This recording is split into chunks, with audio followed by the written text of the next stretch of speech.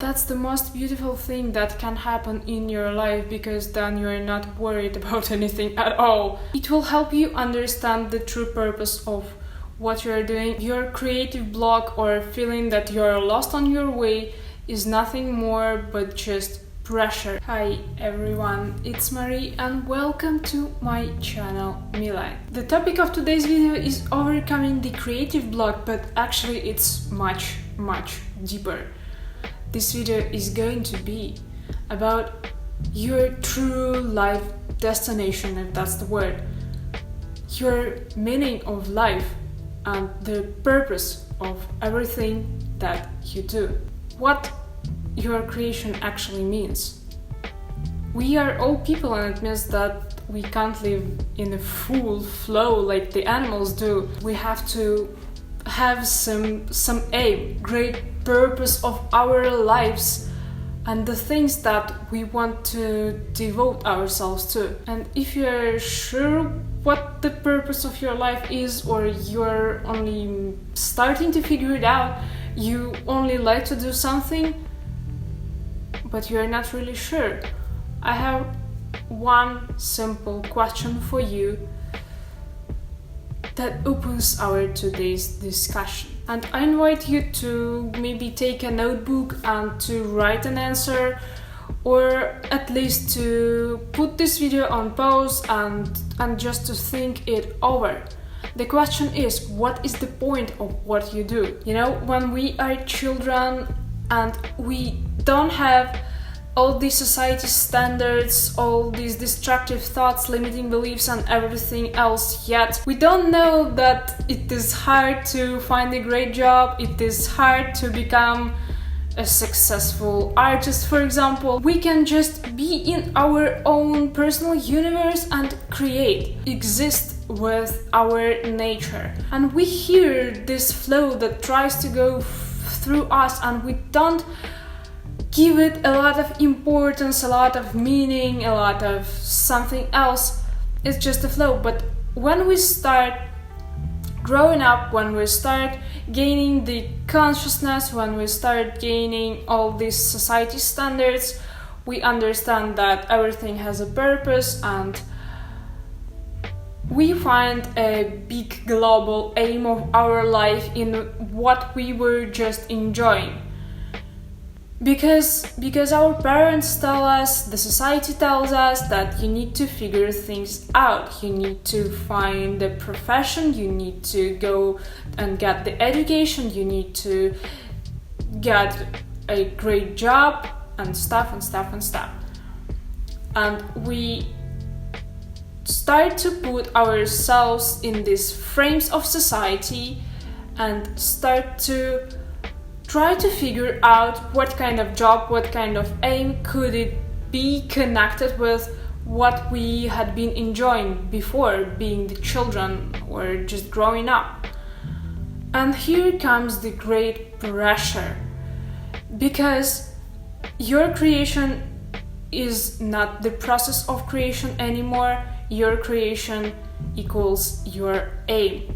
Your aim, which is always in the future, which is always somewhere there, and it is unreachable, if this word exists. And we start to focus all the attention on the goal, but not on the process, not on the flow that goes through us, not all the energy that we need to take and just make it happen through us. The pressure and the believing in this great aim kills our creative process, kills it at all.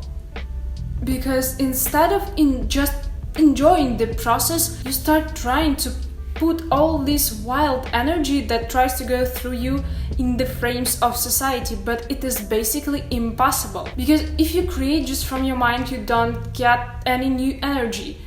You don't connect with all this space energy that wants to go through you, and you don't release the true meaning of your existence. You don't do what the universe meant for you to do. The most evident thing that you can do is to just bring yourself back to the pleasure of the process, because you didn't start the particular thing because you hated it, right? You started doing something because you was truly passionate about it. And if you are truly passionate about it, it means that you enjoy it.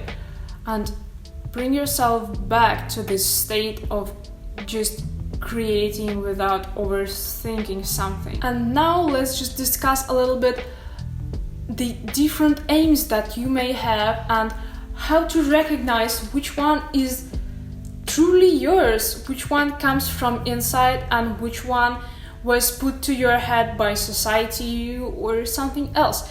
So, if speaking about the aims of creation of life, basically it doesn't mean what you do some projects or you just do something. It may have 3 different ways of developing. First one, you have a real aim. A real aim means that your aim, let's say so, the purpose of what you do comes from inside, comes from your soul. This is what your destination of life actually is. This is what your soul tells you to do. And this is the reason why you keep going on. This is the reason why you want to do it. And this is pure energy. Like creating in the flow plus this real aim equals a great power, a great things in life and realization of your purpose of life, like true purpose of life. But we are in the modern world where all the people tell you that life is hard and all this messy stuff, and it is really hard to keep this purpose that goes from inside. It starts to mix up with different crap, and your aim, your purpose of what you do and why you do starts to mix up with the fake aims, these ones that society told you to value. And you may truly enjoy the things that you do. It may be the things that you really have to do for the rest of your life, maybe. But if your true soul purpose is replaced with the similar one, but this one that comes from the society, for example, the wish to make the world a better place where people are more consciousness, open-minded and just happy, replaces with the wish to become successful, to achieve some great things in life, to earn a lot of money, to be popular, to be not to be yourself, but to be somebody, like to be someone who has reached 100,000 subscribers on YouTube, who has earned $100,000, who has a great job, who has a great house, and it may be continued to the infinity. And the thing is, when your purpose is replaced with this one that comes from the society, from the limiting beliefs, from the parents, from outside, you start to feel unhappy in the thing that you truly love, in the process that you truly enjoy. And why I speak about it so confident? Because I've gone through it myself. And the example about helping people becoming more consciousness is just my example. Because when I understood that the reason why I, for example, share the videos with the world is not to prove somebody, not to prove the world and to prove myself that I'm valuable of something, that my word means something in this world, I just understood that the actual reason why I really want to do it is to help people live the better lives, live the lives with expanded consciousness, because that's the thing that is accessible for not many people. And when I understood it, all the pressure from the things that I do just faded away. I just went away a little bit with the flow. I like this thing, but I have a structure to make everything clear. So we have a real aim and we have the fake aim, and it is very, very, very important to distinguish between them. It is really important what makes you move yourself towards certain things. And the third thing that exists here, that happens to many people, as I've noticed, I've been observing it for the past several days, is replacing your purpose with the instruments. Let's say you want to write a book. You want to be a writer.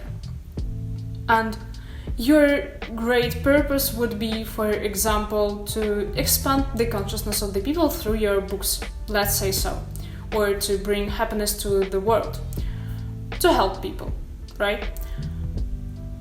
But instead of focusing on this thing and making actions from feeling of the desire to help people, from this feeling, you replace your aim, your purpose with the instruments, with the writing itself.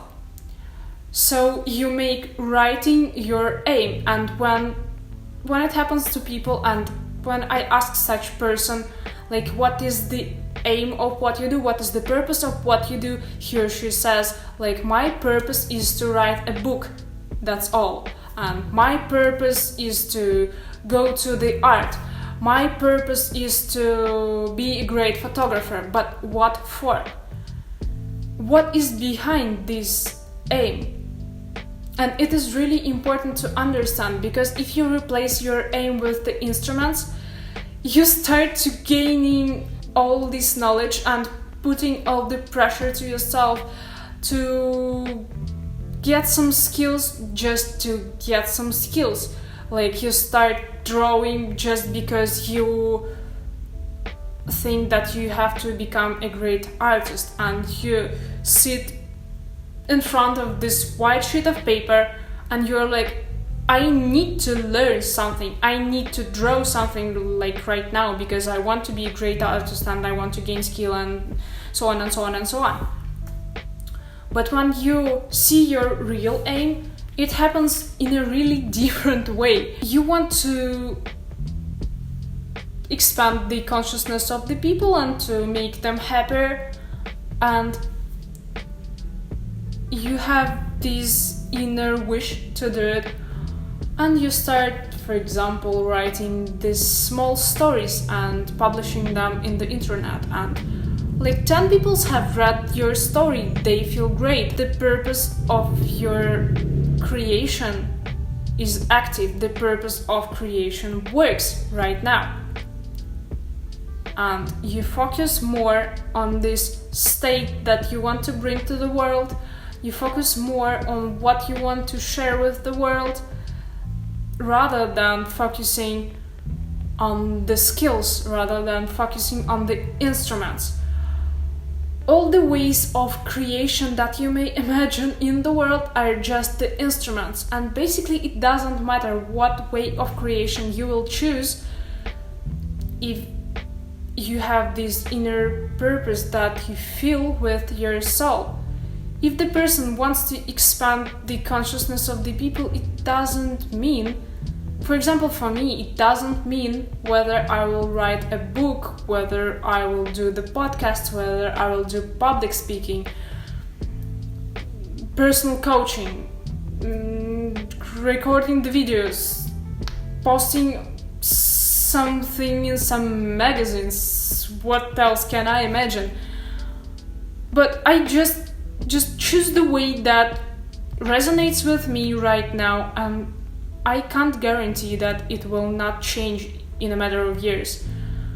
But the inner purpose, this feeling, that this energy, this state of my being that I want to share with the world doesn't change, and then it doesn't actually mean what instrument I choose.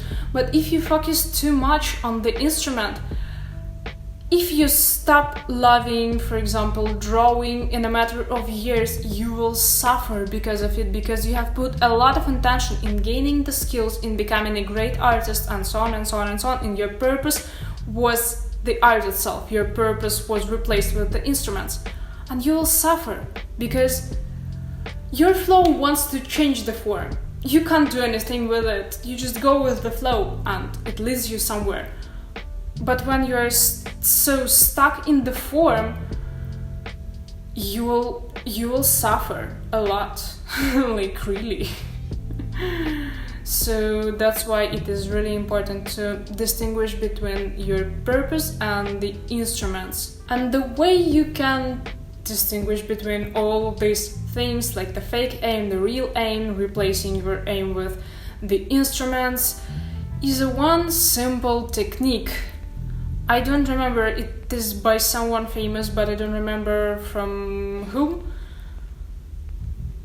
I've been doing it for quite a while right now, and the technique is called 5 whys or 5 what fors.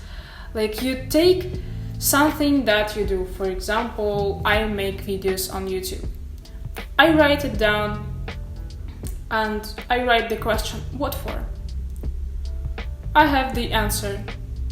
I write what for to this answer.